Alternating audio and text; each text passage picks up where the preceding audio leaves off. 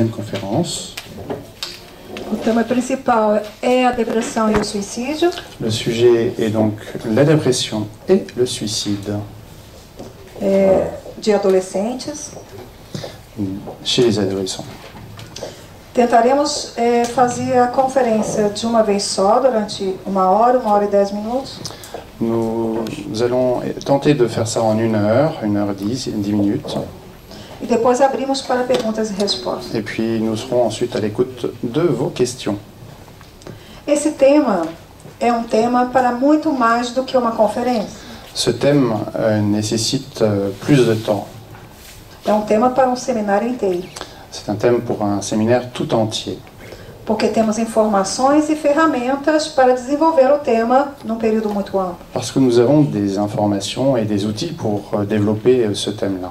Porque é um tema complexo e profundo. C'est un thème complexe et profond. Porque a época da juventude não é mais a mesma época da infância. Parce que l'adolescence n'est plus l'enfance. Não são mais os mesmos comportamentos e as mesmas características. Ce ne sont plus les mêmes comportements, les mêmes caractéristiques. Então, antes de compreendermos a depressão e o suicídio, necessitamos compreender um pouco o que era um adolescente. Avant de comprendre ce qu'est la dépression ou le suicide, il faut comprendre ce qu'est un adolescent. Vocês vão ver ao longo do trabalho que algumas características da depressão infantil se repetem na juventude. Vous verrez que tout au long de ce travail, les caractéristiques de la dépression chez l'enfant, chez l'adolescent, Se repetem na juventude. se retrouvent chez l'adolescent. Donc, je répète, pardon. Donc, vous verrez tout au long de ce travail que les caractéristiques de la dépression et du suicide chez l'enfant en bas âge, est répétée chez l'adolescent. A grande maioria das pessoas reclamam dos adolescentes e jovens.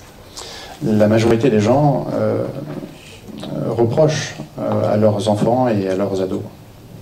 Julgam e criticam essa fase. Ils jugent et critiquent cette phase.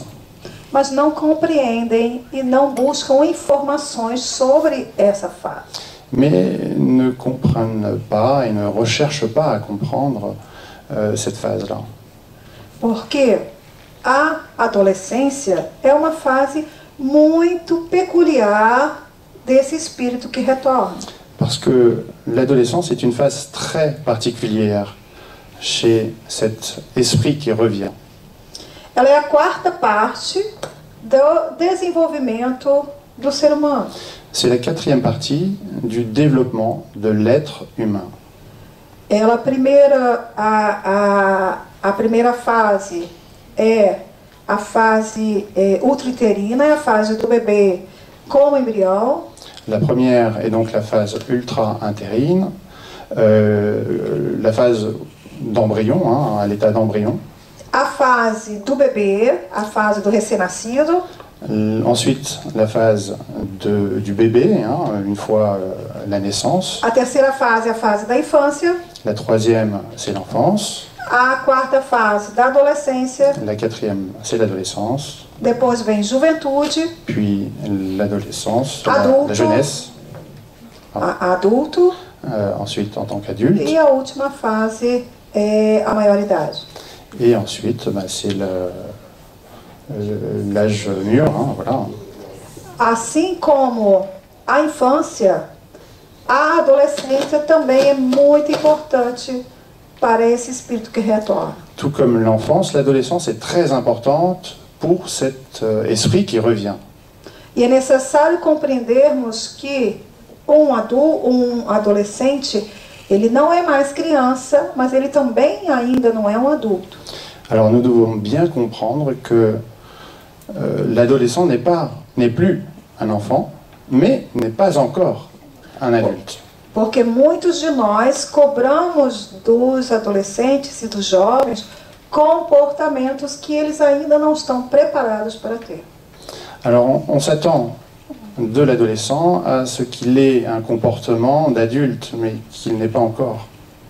Então, antes de focalizarmos a depressão e o suicídio, vamos primeiro fazer uma pequena viagem pela adolescência. Alors avant de s'attarder sur la dépression et le suicide, nous allons voyager dans l'adolescence, Para que possamos compreender essa fase. afin de bien comprendre cette phase. Vou trazer para vocês algumas características físicas, espirituais e emocionais. Je vais vous apporter donc des caractéristiques physiques, émotionnelles. Nous allons voir ça ensemble. Porque é uma fase de mudanças. C'est une phase de transformation. Mudanças importantes físicas em todos os âmbitos, físicas, emocionais, sociais, psicológicas. C'est une phase de transformation physique, sociale, psychologique, É uma fase de adaptação une phase d'adaptation e uma fase onde precisamos compreender suas características. et aussi une phase où nous avons besoin de comprendre ces caractéristiques. Eu não vou trazer todas as Física. características, vou trazer somente algumas. Je ne vais pas présenter toutes les caractéristiques, seules quelques-unes.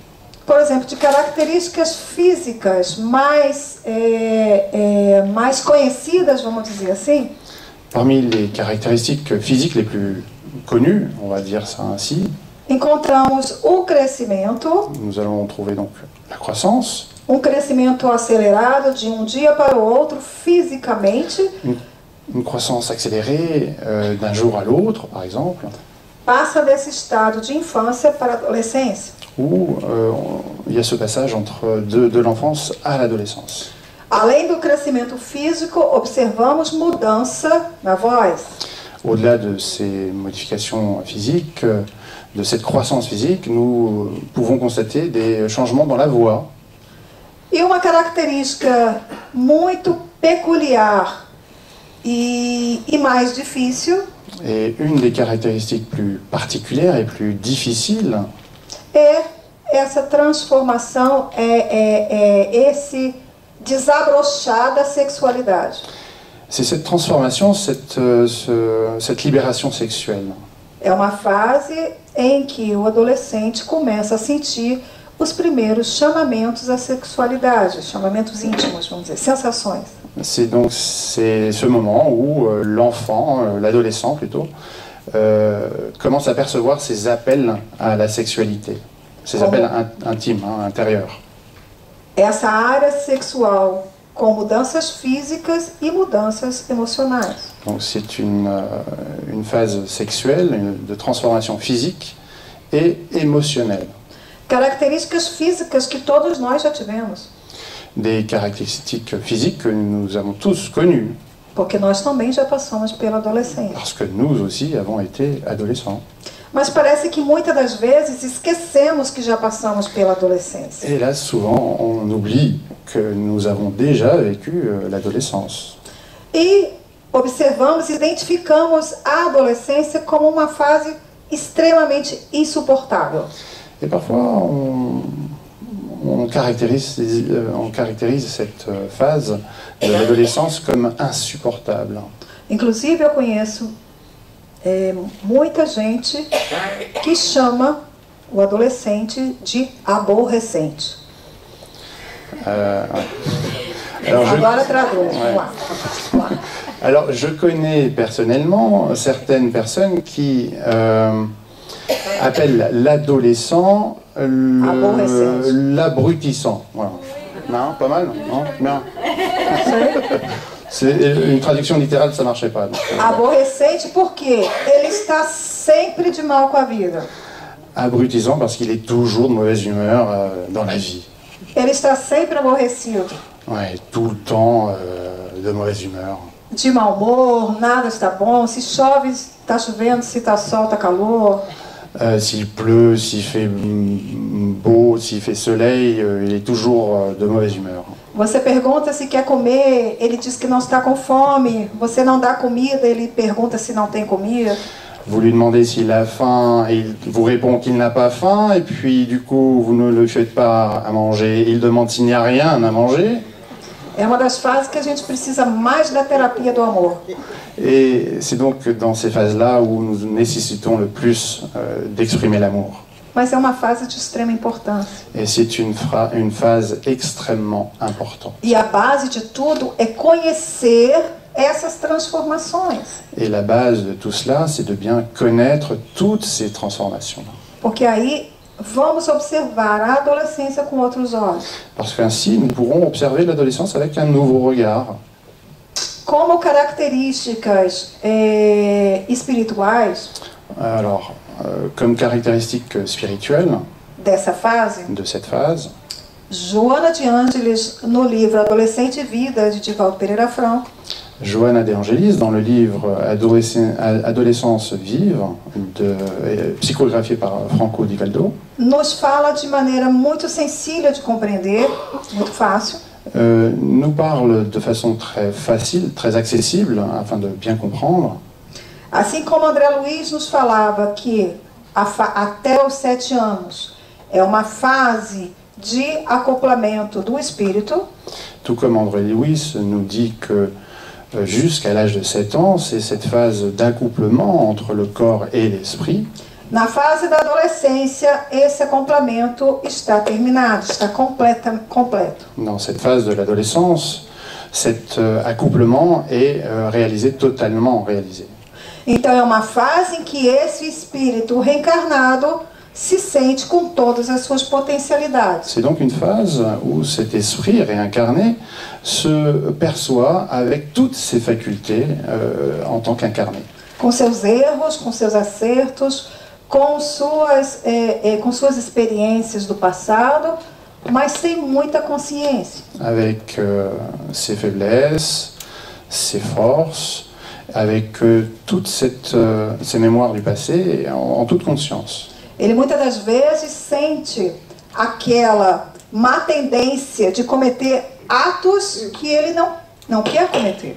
Et très souvent, il perçoit cette mauvaise tendance à réaliser certains actes qu'il n'a pas envie de réaliser. Porque durante a infância, com a educação familiar, ele já aprendeu que não pode mais cometer esses erros. Parce que pendant cette phase de l'enfance, grâce à l'éducation de la famille, il a appris qu'il ne peut plus commettre ces actes-là. Mas é uma luta interna, Mais c'est une lutte intérieure, com as tendências que chegam e o freio da educação.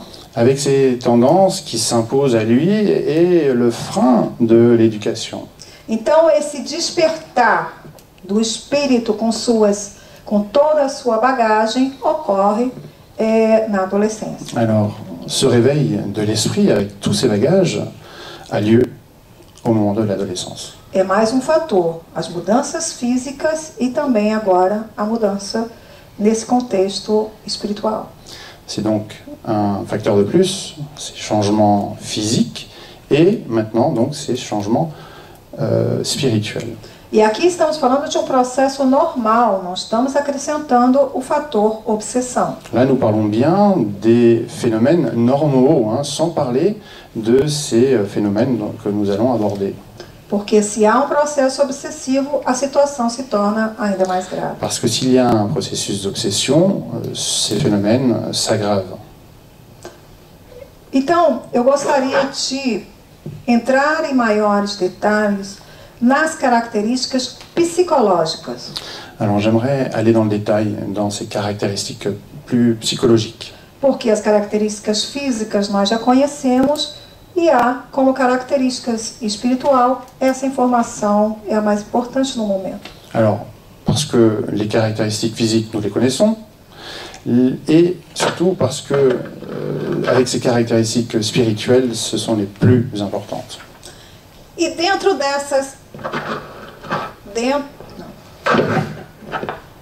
dessas características psicológicas, Dans ces caractéristiques psychologiques, eu gostaria que vocês aproveitassem e fizessem uma reflexão de cada uma delas. j'aimerais que vous puissiez profiter de ce moment afin de réfléchir sur chacune d'entre elles. Aqueles que têm filhos e já passaram os filhos já passaram pela adolescência vão identificar algumas. Alors ceux qui ont déjà eu des enfants qui sont passés par cette phase de l'adolescence vont sûrement identifier ces caractéristiques. E aqueles que não têm filho vão identificar alguma dessas características psicológicas em sua própria vida na adolescência. Et ceux qui n'ont pas eu de fils vont les reconnaître, les identifier parce que eux-mêmes sont passés par cette phase d'adolescence. São várias características, mas eu trouxe a que eu considero de maior importância no momento. Alors il y a différentes caractéristiques, mais j'ai choisi les plus importantes, en tout cas celles que je considère comme les plus importantes. Uma das principais características psicológicas dessa fase da adolescência é a crise de oposição. Alors, une des caractéristiques psychologiques les plus importantes, c'est justement cette crise d'opposition. Eles querem sempre o oposto daquilo que nós queremos. Ils veulent toujours l'opposé de ce que nous voulons. Eles sempre discordam das nossas observações e informações. Ils discutent toujours nos opinions, nos informations. Todos os conselhos nós estamos errados. Tous nos conseils sont toujours erronés. Todas as diretrizes que demonstramos, estamos errados. Et toutes les directives que nous leur indiquons, nous sommes dans le faux. E muitas das vezes nos olham e dizem, como você é exagerada. Et parfois, ils nous regardent en nous disant « Mais comment vous êtes excessif ?» Meus filhos, eu tenho quatro filhos. Mes enfants, j'ai 4 enfants. A mais nova tem 22 anos e a mais velha tem 30 anos. La plus jeune a 29 ans et la plus âgée 30. Eu passei 22 et 29. 4 vezes a adolescência. Et j'ai donc connu 4 fois l'adolescence. E meus filhos me chamavam de drama queen. Et mes enfants m'ont surnommé la drama queen, donc la reine de la dramaturgie, du drame. Quando eu começava a falar sobre perigos, dificuldades, Quand je commençais à parler sur les dangers, sur les difficultés, meus filhos falavam drama queen. et mes enfants disaient drama queen. Inclusive, no meu aniversário, me deram uma coroa de presente. Et jusqu'au point où, même lors de mon anniversaire, ils m'ont offert une couronne en tant que cadeau. E até hoje, como adultos, me chamam de drama. Et même aujourd'hui, alors qu'ils sont adultes, ils m'appellent aussi toujours drama queen. A minha filha maior está com 7 meses de gravidez, o primeiro bebê. Ma fille, la plus âgée, est enceinte de 7 mois. Tudo que eu falo para ela fazer, ela acha que não está certo. Oui, tout ce que je lui dis pour faire, elle dit non, c'est pas bon, c'est pas juste. Ela diz que eu estou exagerando. Elle dit mais t'es trop excessive. E eu falo para ela, eu tive 4 filhos. Et moi je lui dis mais j'ai eu 4 enfants moi. Eu tenho experiência de 4 gravidez. Ouais, j'ai eu 4 grossesses. Eu trabalho na área da educação de infância. Et je travaille dans l'éducation enfantine. E não entendo nada de criança. Et je comprends pas les enfants. E ela fala, você é exagerado. Vous êtes excessive. Aí ela vai na consulta médica. Elle va donc en consultation médicale.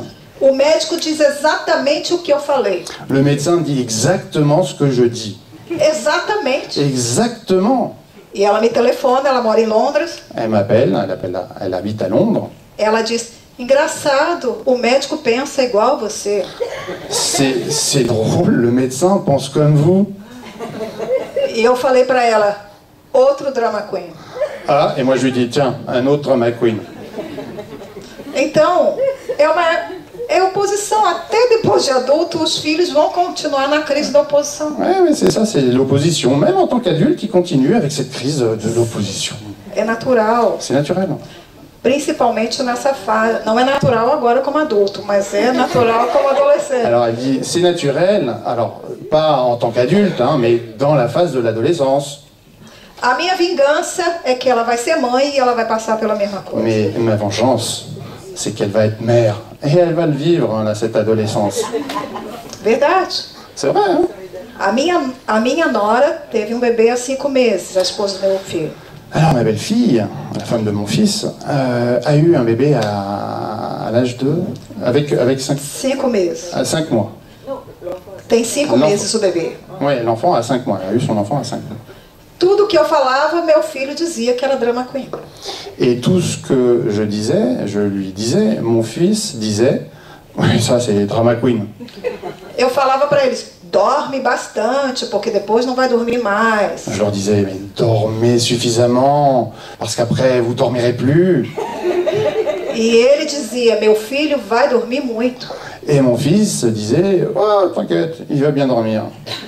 Agora, quando ele vai para minha casa me visitar, Et maintenant, quand il vient chez moi me rendre visite, e o bebê começa a chorar de noite, et que le bébé commence à pleurer la nuit, ele vai para o meu quarto e me dá o bebê.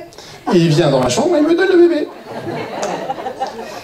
Ele me diz, mãe, eu necessito dormir. Et il me dit, maman, j'ai besoin de dormir.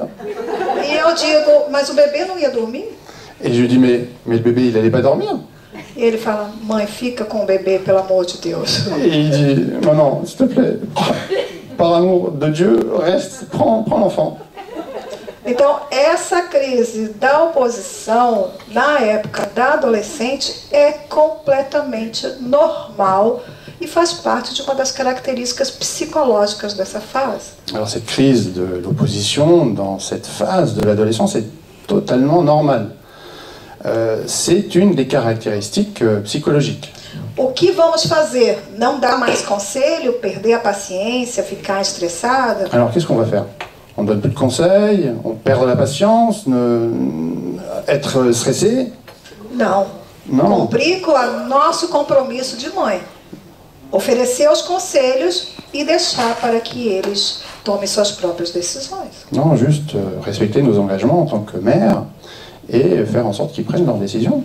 Lembrando a eles que toda plantação tem uma colheita.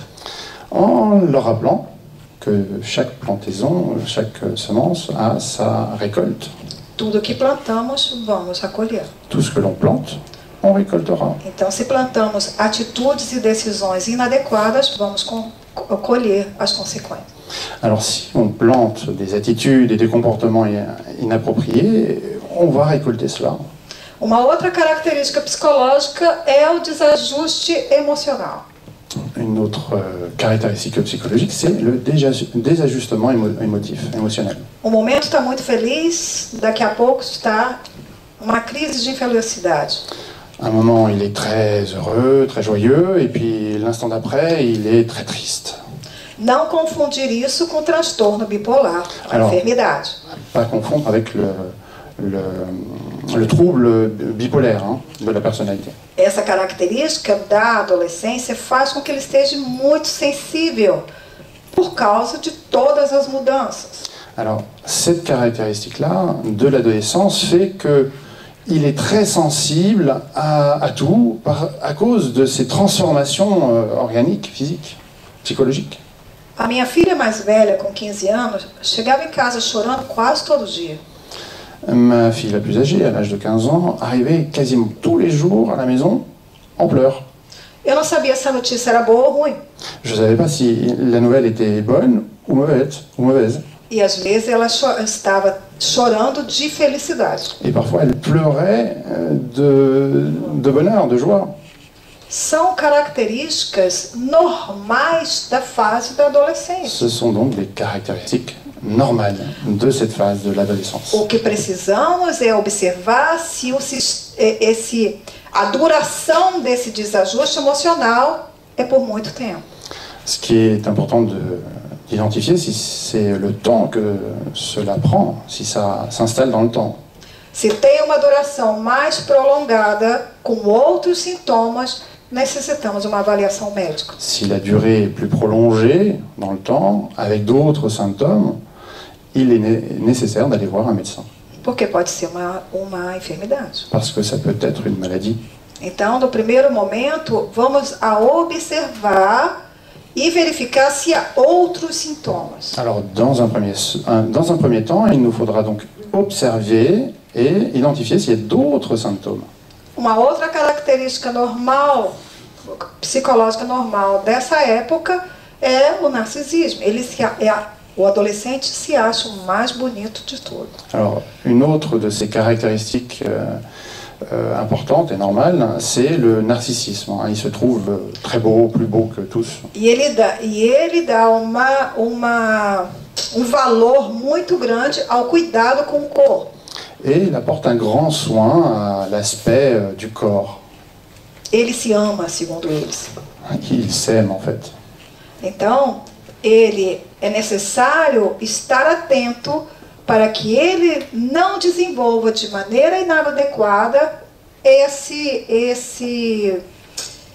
narcisismo, esse cuidado com ele mesmo. Alors il est de notre responsabilité d'être attentif à faire en sorte qu'il ne développe pas ce narcissisme, cette attention excessive de l'image. Para que não estejamos favorecendo e fortalecendo uma busca pelo material, pelo lado material da vida. Afin de ne pas favoriser cette recherche matérielle de la vie, cette matérialisation de la vie. Quantas vezes encontramos pais que são verdadeiros escravos dos filhos em relação a comprar roupas, tênis. Il y a tellement de fois où nous rencontrons des parents qui sont esclaves de leurs enfants parce qu'ils leur achètent des vêtements, des tennis. Porque eles querem sempre estar na última moda, estar bem vestidos. Parce qu'ils veulent toujours être à la page, à la mode. Isso é a maioria, porque há aqueles casos, um outro caso, que os adolescentes não cuidam de si próprios. Alors ça c'est la majorité, mais il y a d'autres cas aussi où les adolescents ne prennent pas soin d'eux. Por isso que eu disse que esse tema é seminário. C'est pour ça que je dis que c'est un thème de séminaire. Uma outra característica psicológica é a vulnerabilidade. Alors une autre caractéristique psychologique, c'est la vulnérabilité. O adolescente acha que nada vai acontecer com ele. L'adolescent croit que rien ne lui arrivera. Que ele pode correr o risco que for, que ele vai estar seguro. Qu'il pourra prendre tous les risques et il sera toujours en sécurité. Quantas vezes encontramos na internet vídeos de adolescentes que estão se filmando e conduzindo ao mesmo tempo? Alors combien de fois nous trouvons sur internet des adolescents qui se filment en train de conduire E que acabam causando um acidente e desencarnando. Et qui ont un accident et désincarnent. Ele achava que não ia acontecer nada com ele. Et lui, il croyait qu'il n'allait rien se passer. Quantos acidentes estão ocorrendo com adolescentes fazendo selfie em situações de risco? Combien d'accidents ont lieu alors que l'adolescent se fait un selfie et le risque apparaît? Que eles acham que não vai acontecer nada. Et ils pensent sincèrement que rien ne leur arrivera. Fazem em pontes, no alto do edifício. Ils font ça sur des ponts, sur des hauteurs d'immeubles. Um pouco parecido é o sentimento em relação às drogas. C'est un peu similaire à cette relation avec les drogues. Os adolescentes que estão envolvidos com as substâncias, com o álcool, com a maconha, com as drogas de uma maneira geral. Les adolescents qui prennent des produits stupéfiants, de l'alcool, des drogues et d'autres produits illicites. Eles acham que tem o controle da situação e que pode deixar o vício a hora que quiser. Ils croient, dur comme fer, qu'ils ont le contrôle de la situation et qu'ils peuvent arrêter du jour au lendemain. É este sentimento que ele tem de que nada vai acontecer e que ele tem o domínio de tudo. C'est donc ce sentiment, rien ne m'arrivera et j'ai le contrôle de toute situation. É uma característica também psicológica dos adolescentes. C'est donc aussi une caractéristique psychologique des adolescents. Encontramos com muita facilidade. Que l'on retrouve très facilement. Por exemplo, há uma brincadeira, um jogo, né, Maricete? Uma brincadeira. Par exemple, il y a un jeu. Há várias. En fait, il y en a plusieurs même. Mas essa específica. Et celle-ci en particulier. Que é colocar o saco plástico na cabeça. C'est de mettre un sac plastique sur la tête. E segurar o saco plástico até o limite de onde ele consegue. Et maintenir le sac plastique fermé jusqu'à ce qu'il ne puisse plus respirer. Ele Ele não quer se suicidar. Il ne veut pas se suicider. Ele não quer se matar. Il ne veut pas se tuer. Ele acha que não vai morrer. Il sait qu'il ne va pas mourir.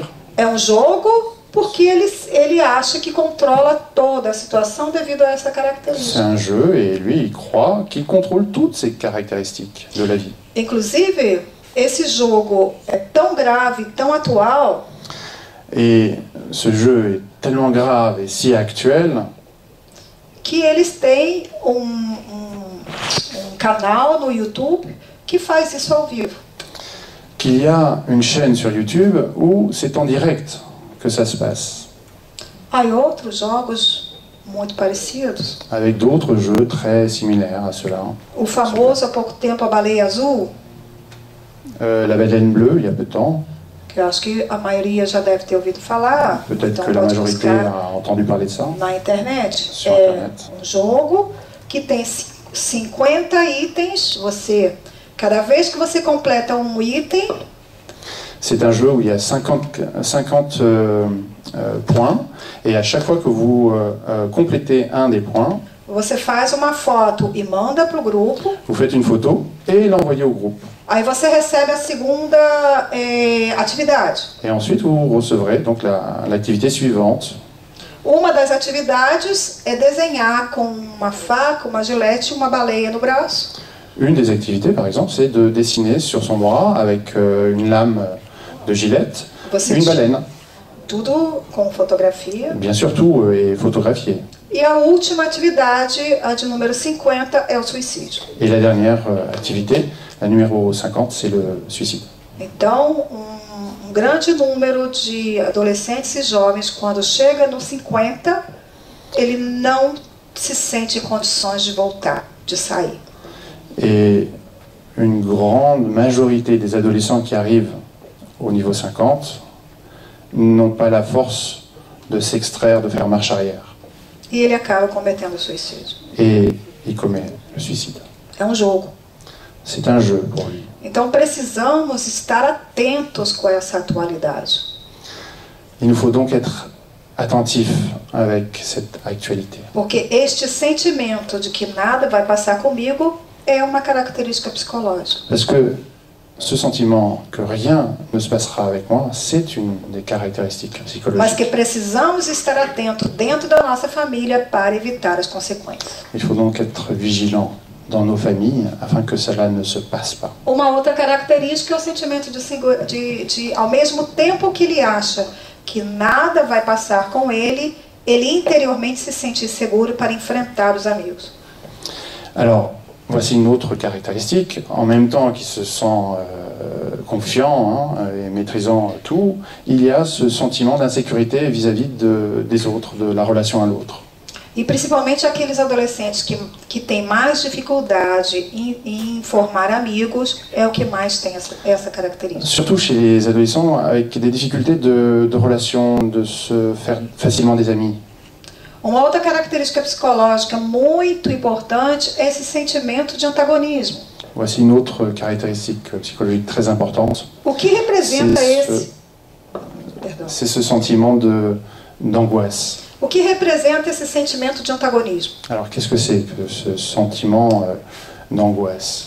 Muitas das vezes, tratamos os nossos jovens, os nossos filhos, adolescentes, como crianças. Très souvent, on traite nos enfants comme nos adolescents, pardon, comme des enfants.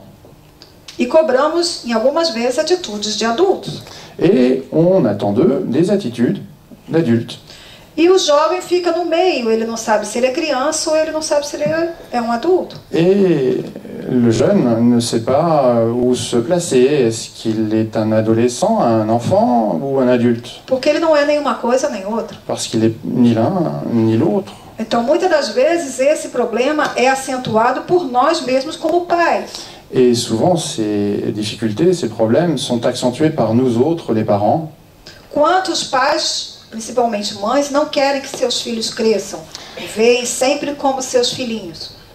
Alors, combien de mères ne veulent pas voir leurs enfants grandir et les voient toujours comme des petits-enfants? Então, às vezes, temos comportamento com eles como se eles fossem nossos filhinhos pequenininhos. Et souvent, elles ont un comportement avec eux comme s'ils étaient nos petits-enfants encore. Hein. E em determinados momentos, cobramos dele, mas você já cresceu, você já está grande. Et parfois, on leur reproche qu'ils ont grandi, justement. Ele não se situa muito. Uma hora ele é filhinho, outra hora ele é filhão, você tem que ter suas atitudes. Il a du mal à se situer. Hein. Alors, est-ce qu'il est un enfant encore petit ou déjà adulte? Então, essa é uma característica que também precisamos ter cuidado a trabalhar com elas. Alors, il faut faire attention donc, à cette caractéristique et la travailler. Uma última característica psicológica que eu trago, como eu disse, são muitas. Alors voici une dernière des caractéristiques psychologiques que j'ai choisies, hein, comme vous le savez et que je vous l'ai dit. Elles sont nombreuses. É a sensação de depressão. Não estou falando depressão. C'est la sensation de dépression. Je ne dis pas dépression. Porque tem diferença entre essa característica psicológica de sensação e depressão. Parce qu'il y a bien une différence entre cette caractéristique psychologique qui est la sensation de dépression et la dépression. Essa sensação de depressão é quando hoje eu me sinto um pouco triste. Alors cette sensation de dépression, c'est par exemple aujourd'hui je me sens un petit peu triste. É como eles dizem, estou down. C'est comme ils disent, je suis down. Não estou com vontade de fazer as coisas. J'ai pas envie de faire les choses. Normalmente não querem ir para a escola, é a primeira coisa que eles não querem. Normalement, ils n'ont pas envie d'aller à l'école, hein, c'est une des premières choses qu'ils ne veulent pas faire. Estou cansado. Je suis fatigué. Mas é uma sensação que ele está sentindo natural.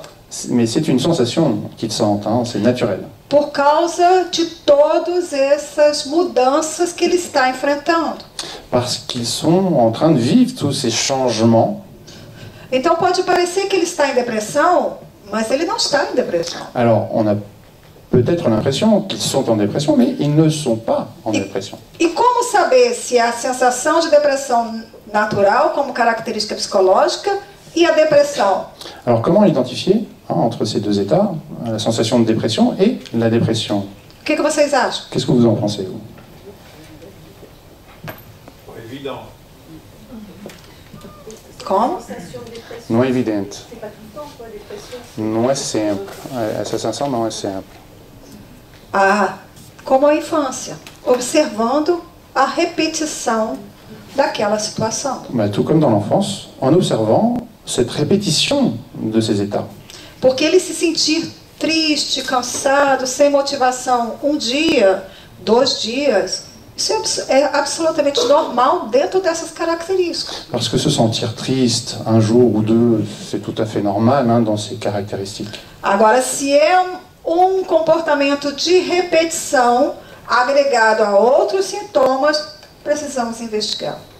Alors que si c'est un sentiment qui se agrègue à d'autres comportements et se répète encore et encore, il faut faire attention. Igualmente com a infância. Tout comme dans l'enfance. Porque tem pais que quando os filhos entram nessa sensação de depressão, parce qu'il y a des parents, lorsque leurs enfants entrent dans cette sensation de dépression, eles não procuram saber se aconteceu alguma coisa. ils ne cherchent pas à savoir si s'est passé quelque chose ou pas. O filho se tranca no quarto e eles deixam o filho trancado. L'enfant s'enferme dans sa chambre et ils le laissent. Como eu estava falando daquele isolamento familiar. Tout comme quand je parlais de cet isolement familial. Então, é necessário observar e é necessário se colocar à disposição se ele precisa somente conversar que seja. Et il est donc important d'observer et de se mettre à disposition lorsqu'il a juste besoin de parler. Mas não deixar trancado sem saber o que está acontecendo. Mais pas de le laisser enfermé sans s'occuper de savoir ce qui s'est passé. Por isso que educar a infância e a adolescência dá trabalho. C'est pour ça que éduquer l'enfance et l'adolescence, c'est du travail. Precisamos estar atentos e envolvidos dentro da nossa casa. Nous avons besoin d'être vigilants et attentifs et dans notre foyer. Atualmente, a depressão e enfermidade é considerado uma enfermidade crônica. Aujourd'hui, la dépression, comme maladie, est considérée comme une maladie chronique. E não somente uma enfermidade de adultos, mas de criança e principalmente de jovens. Et pas seulement une maladie adulte, mais bien aussi chez l'enfant. E dificilmente, na atualidade, os pais estão verificando que seus filhos estão em depressão. Hélas, malgré ces actualités, les parents ne vérifient pas si leurs enfants ils sont en train de vivre cela même. A maioria dos casos de suicídio juvenil deram sinais com antecedência. La majorité des cas de suicide de jeunes ont eu ces alertes, ces caractéristiques-là. O jovem não decide se suicidar de hoje para daqui a pouco. Le jeune ne décide pas le suicide d'un jour à l'autre. É um processo. C'est un processus. Mas eu pergunto, onde estávamos nós, pais, educadores, espíritas, que não diagnosticamos o início desse Et je processo? demande, où étions-nous, spirites, parents, éducateurs, lorsque cela s'est passé? Então, a adolescência é uma situação atual que nos preocupa muito, a depressão na adolescência. Alors, la dépression lors de l'adolescence, c'est un phénomène qui nous préoccupe énormément, Que pode ser tratada quando diagnosticada com antecedência, qui peut être traité Mas- si pris suffisamment tôt. mas infelizmente as estatísticas nos demonstram que 15% dos adolescentes deprimidos não foram tratados. Mais hélas, les statistiques nous démontrent que seuls 15% des adolescents déprimés ont reçu de l'aide. 15% é uma taxa muito alta, 15%, c'est énorme. porque são 15% de casos diagnosticados. A maioria não é nem diagnosticado porque não recorre ao médico. Parce que 15%, c'est uniquement ceux que l'on a dépistés, mais la plupart ne va pas chez le médecin. A maioria nem sequer teve um acompanhamento médico. La majorité n'a aucun accompagnement médical. Então, o que seria a depressão na infância? Como isso acontece? Alors, qu'est-ce que serait la dépression lors de l'adolescence? Comment ça se passe? Eu vou trazer para vocês agora alguns sintomas que esse quadro depressivo no adolescente pode ser observado. Alors, je vais vous donner quelques symptômes que l'on peut observer chez l'adolescent. Normalmente, dores inexplicáveis. Normalmente, dor de cabeça ou dor na barriga, no estômago. Alors, normalement, des douleurs inexplicables, des maux de tête ou de ventre.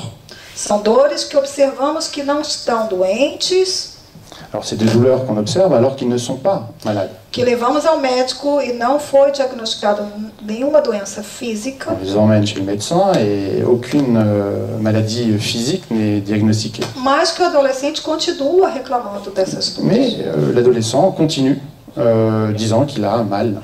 Então, a dor de cabeça e a dor no estômago, acompanhado de outros sintomas, representa um processo depressivo para o adolescente. Alors, les douleurs, les maux de tête, les douleurs au ventre, plus d'autres caractéristiques, sont un signe de dépression. Uma outra característica é uma extrema facilidade, uma extrema sensibilidade quando criticado. Alors, une des autres caractéristiques, c'est cette extrême sensibilité lorsqu'il y a une critique. Isso é diferente daquela característica psicológica da oposição. Alors, c'est différent de cette autre caractéristique psychologique de l'opposition. Porque nesse momento, o adolescente reage de maneira agressiva. Parce que dans ce moment-là, l'adolescent réagit de manière agressive. A crise da oposição que eu falei, há um diálogo e uma contestação. Alors, dans la crise de l'opposition dont on a parlé, il y a dialogue, il y a une communication. O sintoma da depressão na adolescente é diferente. Le symptôme de dépression chez l'ado, c'est différent. Ele sempre acha que está sendo criticado. Il trouve qu'il est toujours en train d'être l'objet de critiques. Ele sempre acha que não está fazendo nada bem, que não acerta hora nenhuma. Il trouve qu'il ne fait jamais rien de bien, qu'il n'arrive jamais à faire quelque chose de bien. Isso gera comportamentos de agressividade ou de choro compulsivo. Alors ça génère des comportements d'agressivité ou de pleurs. Outro sintoma é o afastamento, o isolamento de algumas pessoas. Não é o isolamento total. Alors, voici une autre caractéristique, hein, c'est l'isolement de certaines personnes. Hein, c'est pas l'isolement total de tout le monde, mais juste de quelques personnes. O isolamento total pode ser uma característica de obsessão. Alors, l'isolement total peut être une des caractéristiques de l'obsession. Porque o jovem depressivo ele se afasta de algumas pessoas, da maioria, mas ele mantém o contato com outros. Alors, chez le jeune dépressif, il va s'isoler de certaines personnes alors qu'il a des contacts avec d'autres. Isso não são sintomas que aparecem de hoje para amanhã, ao longo do tempo que vão. Alors, c'est pas des symptômes qui surgissent du jour au lendemain, hein, c'est sur le durée.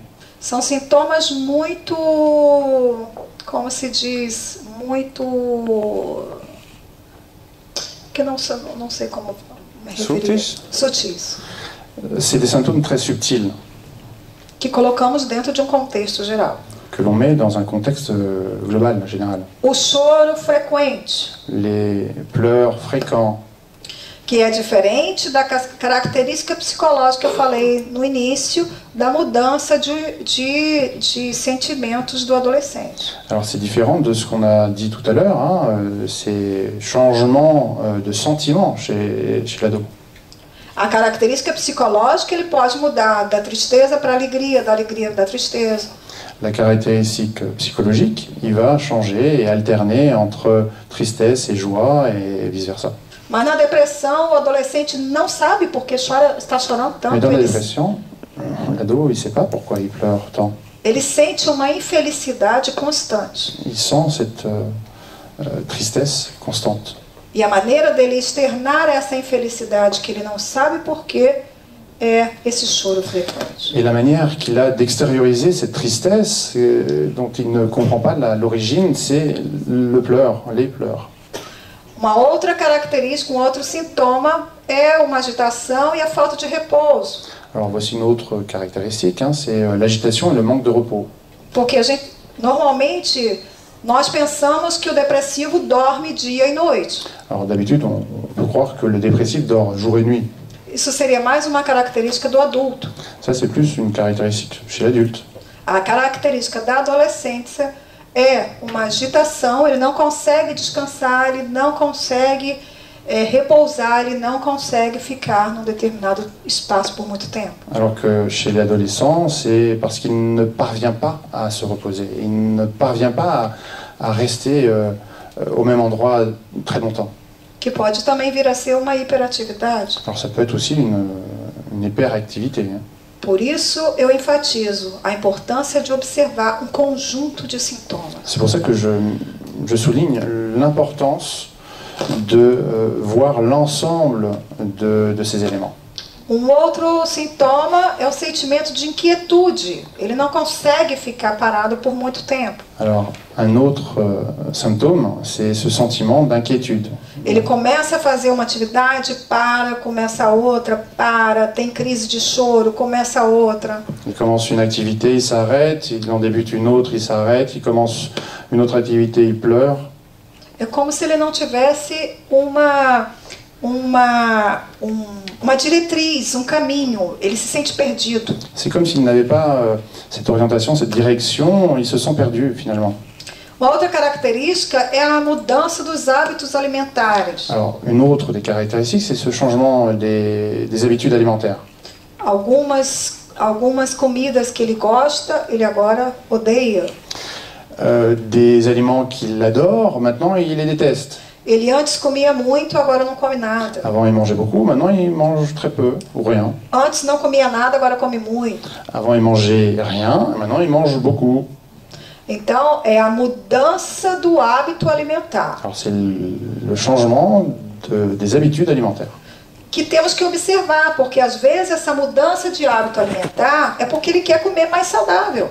Alors, nous devons observer ça, parce que parfois ce changement du rythme des habitudes alimentaires, c'est parce qu'il a besoin de manger sainement. Ou porque ele está fazendo dieta. Ou parce qu'il veut faire une diète. Por isso a importância da observação contínua. C'est pour ça qu'il faut toujours observer. Observation continue. Agora, uma coisa que eu gostaria de esclarecer é que observação contínua não é vigiar a vida dos outros. Alors j'aimerais bien être clair, c'est que l'observation continue, c'est pas une vigilance, une surveillance continue. Não é estar atrás da porta observando o que o jovem, o filho está fazendo. C'est pas être derrière la porte en train d'espionner ce que fait l'enfant. É conviver de maneira habitual, mas estar de olho. C'est avoir des relations normales et d'être attentif à ce qui se passe. Somente estar atento para as mudanças. C'est juste être attentif au changement. E dos sintomas também da depressão, que é um dos mais graves, é o pensamento de morte e o suicídio. Et aussi, un des symptômes de la dépression, qui est un des plus graves, c'est cette tendance à la mort et aux pensées de suicide.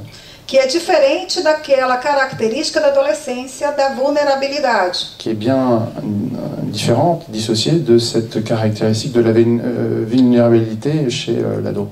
Porque na vulnerabilidade ele acha que não vai acontecer nada com ele. Parce que dans cette sensation d'invulnérabilité, il a ce sentiment que rien ne se passera. E na depressão, ele sabe que vai morrer e ele quer morrer. Et alors que dans la dépression, il sait qu'il va mourir. Então é mais concreto. Alors c'est plus concret. É muito importante sobre esse tema de depressão e principalmente sobre suicídio. Suicídio na juventude é um tema muito amplo e muito profundo. Alors c'est très important. Le suicide chez les jeunes et la dépression, c'est un thème très très vaste. Que não é em uma hora que vamos estudar corretamente. Et c'est pas en une heure qu'on pourra l'étudier correctement. Mas se aprendermos a diagnosticar os sintomas da depressão, já estamos no caminho de prevenir o suicídio. Et si nous apprenons à identifier ces symptômes de la dépression, nous sommes déjà sur le chemin de la prévention. O que não podemos é não tomar nenhuma providência sobre esse tema. Alors ce qu'il ne faut surtout pas, c'est de ne prendre aucune disposition de prévention. E continuar numa posição de que eu não posso fazer nada. Et de persister sur cette position de « je ne peux rien ». Todos nós podemos fazer Nous muitas tous coisas. pouvons faire ces choses-là. As consequências mais esperadas na depressão. Alors, les conséquences les plus attendues dans la dépression. Dificuldades escolares, Les difficultés scolaires, porque ele não consegue se concentrar, parce qu'il n'arrive pas à se concentrer, ele não consegue aprender. il n'arrive pas à apprendre. Então, as notas escolares começam a baixar. Alors les notes scolaires commencent à diminuer. E ele também não quer mais ir para a escola. Et puis lui, il n'a plus envie d'aller à l'école. Agora, também é preciso estar atento, porque às vezes ele não quer mais ir para a escola porque está sofrendo bullying na escola. Et alors il faut être attentif, parce que parfois il ne veut plus aller à l'école parce qu'il est l'objet d'un bullying, d'un harcèlement en anglais. Uma outra consequência da depressão é abuso das substâncias. O jovem busca a solução dos seus problemas através das drogas, do álcool, das drogas. Alors une autre conséquence de la dépression, c'est cet abus des drogues, des substances illicites. En roche. Do uso do álcool, das drogas. L'utilisation de l'alcool, des drogues. Como se fosse remédio para aliviar suas dores. Comme si c'était un remède pour soulager ses douleurs intimes. Porque dificilmente o jovem com depressão vai pedir ajuda à família. Parce que rarement, L'adolescent va demander de l'aide à la famille, hein, parfois. Às vezes pede ajuda a um amigo. Il demande de l'aide à un ami. Então, ao invés de pedir ajuda, ele mergulha no abuso das substâncias. Alors, au lieu de demander de l'aide, il plonge dans cet abus de drogue. Uma das consequências também é os distúrbios alimentares. Alors, une autre de ces conséquences, c'est les troubles alimentaires. A anorexia, a bulimia. L'anorexie, la boulimie. Porque a adolescente, ela se olha no espelho e se vê gorda. Et parce que l'adolescent se voit au miroir et se voit gros ou grosse. E ela para de comer para ter o peso ideal. Et il arrête de manger pour avoir le poids idéal. Porque ela tenta compensar esses sentimentos ruins que ela tem através da falta de comida. Parce qu'elle cherche à compenser ces manques-là à travers justement la diminution de l'alimentation. Outro fator muito grave e importante da atualidade, a ciberdependência. Alors, un autre facteur très grave dans l'actualité, hein, cette cyberdépendance. Os adolescentes, praticamente 99%, buscam as respostas que precisam na internet. Alors, 99% des adolescents recherchent les informations sur le net. A internet passa a ser seu conselheiro e seu amigo. Internet devient son conseiller, son ami. Então, se o adolescente está num processo depressivo, ele vai passar mais tempo ainda trancado no seu quarto na internet. Alors, si l'adolescent est dans ce processus dépressif, il va passer encore plus de temps dans sa chambre en quête d'informations sur Internet. A automutilação, l'automotivation, que também é muito atual. Qui est aussi très actuelle. Inclusive, eu já encontrei casos de automutilação em filhos... Automutilation. Motivation, mutilation, pardon. Eu já encontrei casos de automutilação em filhos de trabalhadores e dirigentes espíritas. Alors, j'ai déjà rencontré des cas d'automutilation chez des enfants, des fils de gens qui travaillent dans des centres spirites. Inclusive, dos casos, a adolescente de 13 anos, filha da presidente do centro espírita. Notamment, un des cas, la fille de 13 ans d'un dirigeant, d'un président de centre spirit. Me procurou pedindo ajuda. Qui m'a demandé de l'aide. O que é a automutilação? C'est quoi donc l'automutilation? São pequenos cortes que eles fazem com gilete. Ce sont des coupures qui se font, des petites coupures qu'ils font avec des lames. Através desse corte, et à travers cette coupure, essa sensação que eles sentem alivia, segundo eles, alivia a alma. Cette sensation est plus légère, selon eux. É uma chamada de ajuda, um alerta. Não é chamada de ajuda porque eles cortam em partes do corpo que a gente não pode ver. Alors ce n'est pas un appel à l'aide, puisqu'ils coupent des parties du corps qui ne sont pas visibles. E como eles já são adolescentes, eles não ficam sem roupa em casa. Et parce qu'ils sont déjà adolescents, ils sont toujours vêtus à la maison. Então os pais não veem as partes que estão cortadas. Alors les parents ne voient pas ces parties qui sont coupées. Esse caso específico, ela cortava na parte baixa da barriga. Et dans ce cas spécifique, elle faisait des entailles dans le bas-ventre.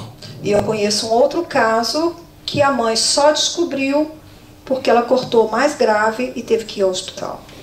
Et un autre cas, la mère a pris connaissance du cas lorsqu'elle a eu une entaille plus sévère et a dû être hospitalisée.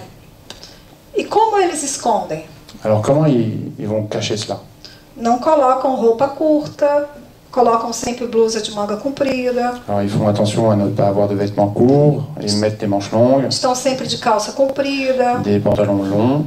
Essa filha desses casos que eu conheço. Un de ces cas dont j'ai connaissance. Até no verão ela usava roupa de frio. Même en été, elle porter des vêtements d'hiver.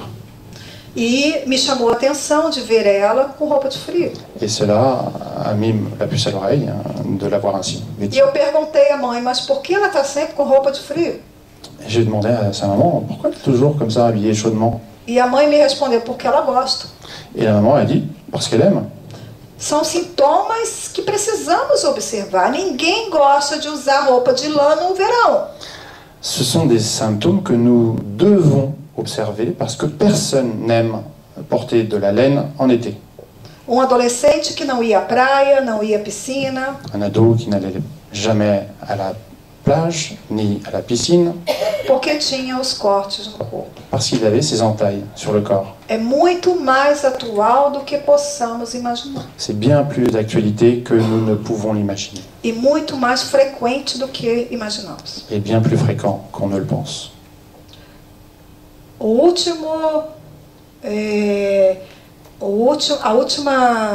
A consequência, La dernière des conséquences, não a última de uma maneira geral, mas a última dessa apresentação, alors pas la dernière de façon générale, mais de cette présentation, é a concretização do suicídio.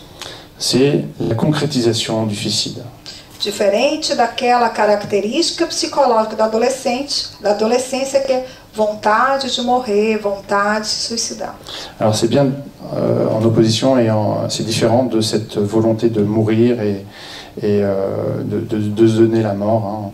Aqui já é uma situação crítica como efeito da depressão. Alors là c'est bien une situation critique hein, comme effet de la dépression. A maioria dos casos de suicídio juvenil estão relacionados comprovadamente com a depressão. La majorité des cas de suicide chez l'ado sont prouvés comme étant liés à ces conséquences de la dépression. Nos últimos 25 anos, aumentou em 300%.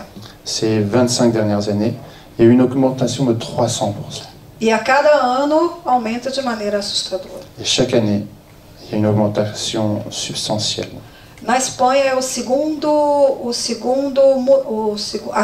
causa de morte de jovens. En Espagne, c'est la deuxième cause de mortalité chez les jeunes. A primeira é o álcool. La première étant l'alcool et les accidents. A segunda causa dentro de uma faixa de idade. Et donc c'est bien la deuxième cause d'accident dans une tranche d'âge.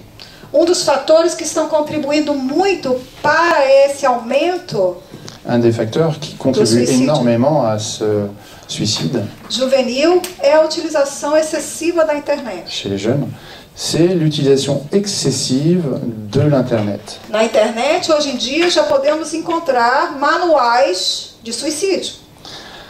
Sur Internet, aujourd'hui, on peut déjà trouver des manuels de suicide. Há grupos fechados somente para jovens que ensinam as diversas maneiras de você morrer. Il y a des groupes fermés sur Internet qui vous enseignent comment se suicider. Já temos de maneira comprovada e através de estatística que quando adolescente está mais de 5 horas seguidas na internet, isso já é sintoma de pedido de ajuda. Il y a de nombreuses études qui mettent en évidence que dès lors qu'il y ait plus de 5 heures sur Internet, c'est déjà un symptôme qui puisse nous alerter. Porque ele já transfere a importância do relacionamento familiar para a importância do outro lado da tela. Parce qu'il transfère l'importance de la relation familiale sur Internet. E outro dado importante é que quanto maior a divulgação que ele encontra do suicídio de jovens, mais alguns se sentem motivados a se suicidar. Alors il y a un autre facteur très important, c'est que plus on divulgue cette information sur Internet, plus il va y avoir de jeunes qui vont vouloir faire le pas.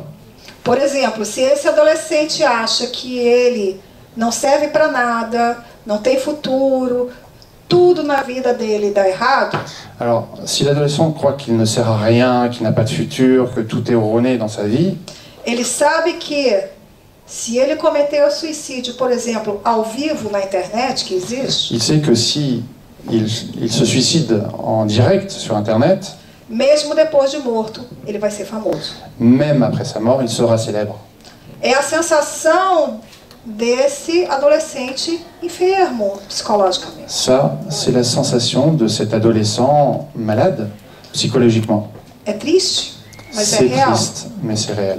Se buscamos na internet, existe uma quantidade enorme de casos de suicídio ao vivo. Si on fait quelques recherches sur Internet, on constatera qu'il y a d'énormes cas de suicide de ce type. Mas dois últimos motivos que levam Et encore deux derniers motifs qui amènent au suicide. à depressão e, consequentemente, ao suicídio juvenil. Qui mènent à la dépression, puis au suicide du jeune.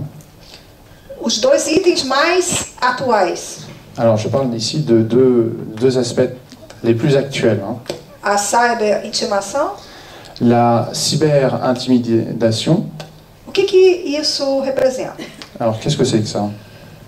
A intimidação, o que chamamos de abuso, Alors, l'intimidation, qu'on appelle aussi abus, vem através dos meios tecnológicos. Parviennent à travers ces moyens technologiques. Não são mais a intimidação física, Alors, c'est plus l'intimidation physique, mas são através de WhatsApp, mais à travers WhatsApp, de Facebook de Facebook e de outras formas de comunicação et d'autres réseaux sociaux. com os jovens. Eles vão sendo ameaçados pelos meios tecnológicos. Ils vont connaître des menaces à travers cet outil. E isso causa o processo depressivo que pode levar ao suicídio. Et ça va causer un processus de dépression qui peut amener au suicide. Porque às vezes, inclusive, a conversação, Alors, esse diálogo, parfois, cette conversation, ce dialogue, onde o adolescente está sofrendo uma violência moral, où le jeune souffre moralement, os amigos desse adolescente estão recebendo essa imagem. et d'autres où les amis de ce même adolescent reçoivent cette même image. Então ele fica morrendo de vergonha e não quer mais viver. Alors du coup, il meurt de honte et ne veut plus vivre. Também é um processo, isso não acontece de hoje para amanhã. Isso vai acontecendo na vida desse adolescente pouco a pouco. Alors ça aussi, c'est un processus, hein, ça ne se passe pas du jour au lendemain, ça prend du temps avant d'arriver à ce stade. Hein. Uma outra característica atual, alors, une autre de ces caractéristiques d'actualité, que eu acho que nenhum de vocês ouviu falar sobre isso. je pense que personne ici n'a dû entendre parler de cela. O que é essa atividade? Você já ouviu falar sobre Alors le isso? sexting, est-ce que Alguém aqui já ouviu falar sobre est-ce isso? que quelqu'un ici a déjà entendu parler Você de é jovem. cette activité? Você não é adolescente, mas é jovem. Na nossa idade, assim, mas um pouquinho maior. Não, eu não tinha ouvido falar sobre isso. O que é isso? Alors qu'est-ce que c'est? Moi, j'ai jamais entendu parler de ça, mais qu'est-ce que c'est alors? Hoje em dia, como o adolescente, que estamos falando de uma faixa de adolescente, mas que isso também acontece entre adultos. Como os adolescentes têm muito medo de engravidar, Alors comme les adolescents ont très peur de tomber enceinte, d'être enceinte, muito desses adolescentes têm suas aventuras sexuais através do telefone. beaucoup de ces adolescents Oui. ont leurs aventures à travers le téléphone. Como isso acontece? Alors comment ça se passe? Eu entro em contato, por exemplo, com Regis, somos dois adolescentes, Alors par exemple, hein, je prends contact avec Régis, nous sommes por deux adolescents, WhatsApp. via WhatsApp. Você ainda é. Como, por exemplo, por WhatsApp. Par exemple, par WhatsApp. E na escola eu olho para o Regis me olha. Et à l'école, je lance des regards à Régis, et Régis fait de même. Eu tenho vergonha, o Regis também não tem não, mas vamos dizer assim que o Regis tem vergonha. Et moi j'ai honte, je suis un peu timide, et alors ce que c'est pas vrai, hein, mais que Régis aussi. E o Regis começa a me enviar uma foto sem camisa, musculoso. Et puis Régis commence par lui envoyer une photo de lui en torse nu, montrant ses muscles. E me pergunta, você pode me enviar uma foto mais sexy? Et puis il me demande, et toi, tu peux m'envoyer une photo un petit peu plus sexy? Como na minha ingenuidade eu não estou tendo nenhum contato físico com ele, Et puis comme dans mon ingénuité, je n'ai aucun contact physique avec lui, eu mando uma foto para ele de sutiã. et ben je lui envoie une photo de moi en soutien. Aí ele me manda outra foto. Et lui, il m'envoie une autre photo. E assim vamos ficando. Et ainsi de suite. E aí fotos desnudas, sem roupa. Et puis des photos totalement dénudées. E o que acontece com isso? Et qu'est-ce qui se passe avec ça? Normalmente, Normalement, o Regis divulga as fotos. Régis divulgue les photos. Merci Régis. No grupo de WhatsApp da escola, por exemplo, Alors le public de WhatsApp et de l'école change. ou eu divulgo as fotos. Ou bien moi, je divulgue les photos. E quando eu chego na escola no dia seguinte, todos viram as fotos. Et le jour suivant, j'arrive à l'école et tous ont vu les photos. Eu quero morrer. Je veux mourir. E não quero voltar na escola Et je nunca ne veux mais. plus revenir à l'école, plus jamais. Vou entrar numa depressão profunda ou vou me suicidar. Alors, deux possibilités, soit je vis une dépression profonde ou alors je me suicide Num período de tempo muito curto. dans un laps de temps très court.